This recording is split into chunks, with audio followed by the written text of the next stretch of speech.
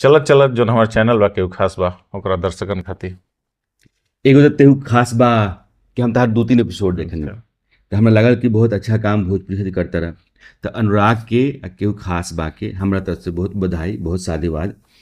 भोजपुरी समाज में बहुत सारा समस्या बा।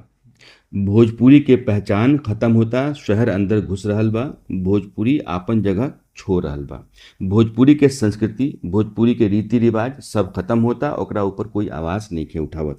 भोजपुरी के जितना पुरोधा लोग बा खाली अपन पैसा कमाए खातिर, अपना चेहरा चमकावे खातिर काम करता लोग। वो भोजपुरी के बचावे और भोजपुरिया समाज के खड़ा करे खातिर, बड़ा करे खातिर, मजबूत करे खातिर, भोजपुरी के खातिर लड़े खातिर वो कहीं नइखे।